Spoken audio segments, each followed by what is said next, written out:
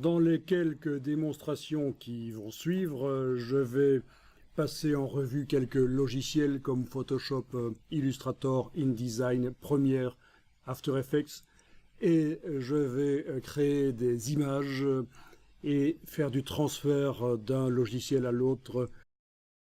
Donc il s'agit de comprendre comment fonctionnent les profils couleurs. Les démonstrations sont longues, mais ça permet de combler des lacunes techniques que beaucoup d'étudiants ou de stagiaires en centre de formation ont. Donc, quel est l'intérêt de maîtriser ce qui va être expliqué ici? C'est bien sûr de pouvoir être valorisé sur le marché de l'emploi. Vous allez pouvoir valoriser le fait que lorsque vous vous mettez sur un écran et que vous travaillez pendant quelques heures à choisir des couleurs, à faire une illustration très bien, eh bien vous vous êtes assuré dès le départ que les couleurs que vous avez choisies, votre illustration sera transférable telle qu'elle, imprimable, affichable sur une tablette, sur un smartphone, sur un écran, avec les bonnes couleurs. Si vous ne maîtrisez pas ces techniques qui vont être expliquées ici, vous perdez un peu votre temps. Quand vous créez une image, elle est peut-être superbe sur votre moniteur, sur votre écran, mais il n'y a que sur cet écran qu'elle sera superbe. Partout ailleurs, les couleurs se décalent, c'est plus les bonnes couleurs que vous avez choisies.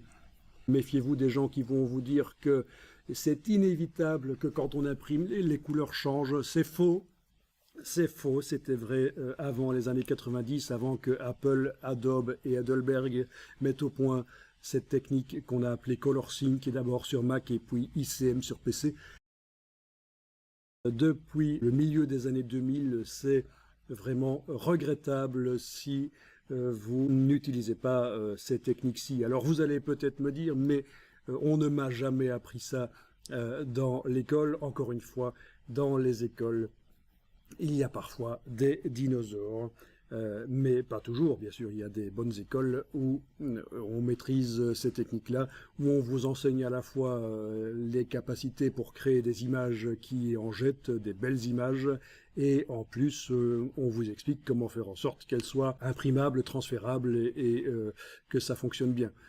Ce que Heidelberg, Adobe et Apple ont fait, c'est justement ça, c'est contrôler la reproduction des couleurs, tenir compte des caractéristiques du matériel sur lequel ça va sortir.